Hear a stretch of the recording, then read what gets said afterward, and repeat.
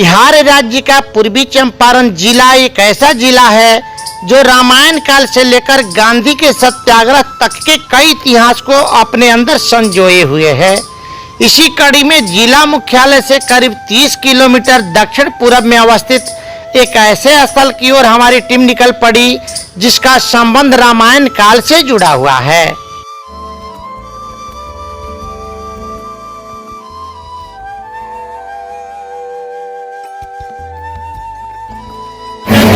ऐसे धर्मस्थल पर जिसकी चर्चा पौराणिक ग्रंथों में की गई है और जिसका संबंध रामायण काल से भी जुड़ा हुआ है। बिहार राज्य के पूर्वी चंपारण जिले के चकिया प्रखंड अंतर्गत पिपरा स्थित पौराणिक सीता कुंड का संबंध रामायण काल से है और माता सीता और मर्यादा पुरुषोत्तम राम से भी जुड़ा हुआ है।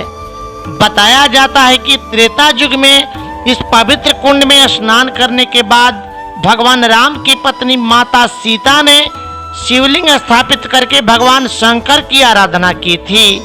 माता द्वारा स्थापित शिवलिंग को ही गिरिजानाथ मंदिर के नाम से जाना जाता है। ये गिरिजानाथ का मंदिर है जो सीता कुंड के समीप स्थित है और यहाँ के लोगों की माने तो ऐसा कहा जाता है कि इसकी स्थापना माता सीता ने की और स्वयं प्रभु श्री राम इसके साक्षी बने थे, इसलिए इस पवित्र कुंड को सीता कुंड के नाम से जाना जाता है। जैसा कि आप देख रहे हैं, इस वक्त हम खड़े हैं पूर्वी चंपारण जिले के चकिया प्रखंड अंतर्गत बेदीवन मधुबन पंचायत में, जहां पर प्रसिद्ध ग्रंथों के अनुसार सीता कुंड अवस्थित है। सीता कुंड की मान्यता यह है कि जब भगवान रामचंद्र अपनी पत्नी सीता के साथ जनकपुर से विवाहोपरांत अयोध्या के लिए प्रस्थान कर रहे थे तो यहाँ पर रात्रि विश्राम के लिए वे रुके हुए थे और भगवान रामचंद्र और माँ जानकी के कंगन का भी चौठारी यहीं पर पूरा किया गया था।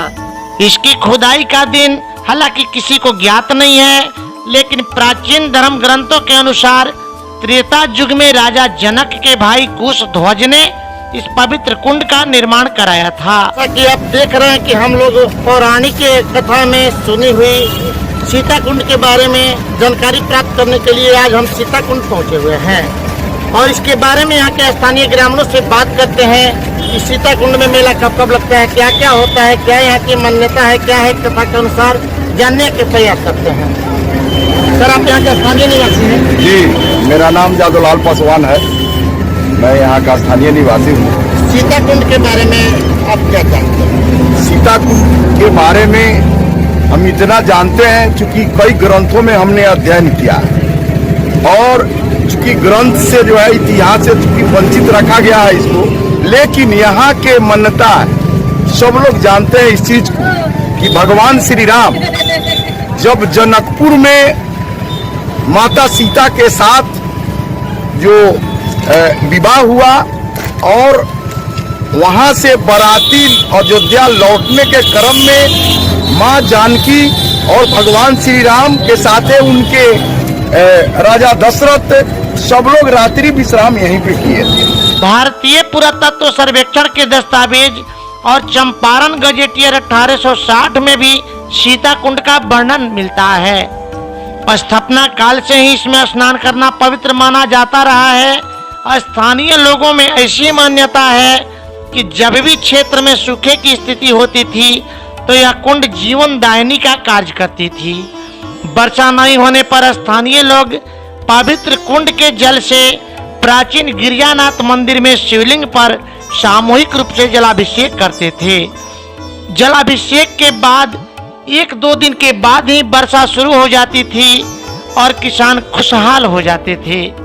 ऐसा कहा जाता है कि कुंड के जल से जलाभिषेक करने पर सभी मन्नतें पूरी होती है। जुगों जुगों से लोग आस्था का केंद्र रहा यह पौराणिक कुंड आज उचित देखरेख के अभाव में सूखने के कगार पर पहुंच गया है। आप देख रहे हैं कि यह पवित्र स्थल सीता कुंड जो पूरे देश विदेश में विख्यात है, लेकिन सरकारी उदासीनता के कारण यह स्थान जो है अपने अस्तित्व को खोने के कगार पर पहुंच गया है। जैसे आपको दिखाई दे रहा है, यहाँ पर हम आपको दिखाना चाहेंगे कि ये जो पुराने छोटे मंदिर हैं इनके ऊपर तक जो है घास फूस और पेड़ उग गए हैं। और मेरे बाएं तरफ भी छोटे छोटे जो मंदिर हैं, मैं उधर भी दिखाना चाहूंगा कि कैसे उस पर छोटे छोटे पेड़ उग गए हैं। और इससे पता चलता है कि यह मंदिर जो है उपेक्षा का शिकार बना हुआ है। लेकिन यहाँ के स्थानीय ग्रामीणों के सहयोग से पुनः धीरे धीरे इसमें सुधार की स्थिति दिखाई दे रही है। टीम के यहाँ आने के बाद पता चला कि यहाँ एक बहुत बड़ा पोखरा है जिसे गंगा सागर के नाम से जाना जाता है, जो सीता कुंड से कुछ ही दूरी पर अवस्थित है। जानकारों के अनुसार श्री राम चारों भाई अपने बारातियों के साथ जनकपुर से अयोध्या लौटने के समय यहीं स्नान किए थे। तब से यहाँ दूर दूर से श्रद्धालु पोखरे में स्नान करने के लिए आते रहते हैं। यहाँ स्नान करने के बाद सीता कुंड में जाकर भगवान राम एवं माता सीता की पूजा करते हैं। हमारी टीम भी उस सागर पोखरा के पास पहुंची जहां श्री राम सब परिवार बारातियों के साथ स्नान किए थे। तो हम खड़े हैं यहाँ गंगा सागर पोखरा के नाम से यहाँ के लोग जानते हैं। ऐसी मान्यता है कि जब रामचंद्र अपनी बारात लेकर लौट रहे थे उस वक्त सीता वहाँ पर रुकी हुई थी और रामचंद्र और उनकी बारात इसी सरोवर में स्नान किया। ऐसा है जो बताते हैं। गंगा सागर पोखर के बाद हम उस स्थल पर पहुंच गए जहां भगवान राम का चौठारी कार्यक्रम आयोजित हुआ था और सभी भाइयों और माताओं का कंगन खोला गया था। यह स्थान घनघोर जंगलों के बीच में एक ऐसे ऊंचे टीले पर था।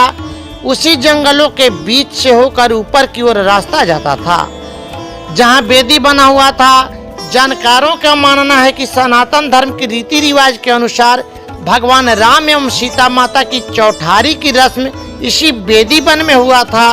तब से इस क्षेत्र का नाम वेदी वन के नाम से जाना जाता है। इस वक्त हम खड़े हैं पूर्वी चंपारण जिले के वेदी वन गाँव में, जहाँ पर भगवान रामचंद्र अपने पत्नी सीता के साथ अयोध्या लौट रहे थे। तो यहाँ पर रात्रि विश्राम के दरमियान उन लोगों का चौठारी हुआ था और 4 दिन बीतने के बाद भगवान राम और माता सीता के हाथ का कंगन भी यहीं पर खोला गया था। यह वही स्थान है जहाँ पर वेदी बनाई गई थी और वे लोग कंगन का रस्म पूरा किए या चौठारी का रस्म पूरा हुआ और इसी के नाम पर इस क्षेत्र का नाम वेदी वन पड़ा हुआ है। वाकई ये जंगल अपने आप में इतिहास के साथ साथ त्रेता युग की याद दिलाता है। आज भी ये वेदी वन का जंगल भगवान श्री राम एवं माता सीता की यादें संजोए बैठा है। हमारे लिए वहां पहुंचना किसी चुनौती से कम नहीं था। आखिरकार हमारी टीम उस जगह पर भी पहुंच गई। टीम के वहां पहुंचने के बाद वहां एक बाबा दिखाई दिए जिन्होंने हमें वेदी वन की रहस्य से अवगत कराया। ऐसी मान्यता है कि भगवान राम जब जनकपुर से माता जानकी जी से शादी करके लौट रहे थे तो उनके चौठारी का समय यहीं पूरा हुआ और यहीं वेदी बना और चारों भाइयों और चारों माताओं का कंगन यहाँ खुला और यह ऐतिहासिक जगह है। आज इसकी दुर्दशा आप लोग देखें, आज तक की विभागीय कार्रवाई कोई नहीं होती है, न सरकार का इस पर ध्यान है। यह इसके तो पर्यटन स्थल घोषित कर देना चाहिए। आज हमने आपको सीता कुंड के बारे में बताया जिसका उल्लेख वाल्मीकि रामायण सहित कई ग्रंथों में मिलता है। अगले एपिसोड में हम आपको अवगत कराएंगे ऐसे ही किसी अन्य प्राचीन स्थल के बारे में। तब तक के लिए इजाजत दीजिए। नमस्कार।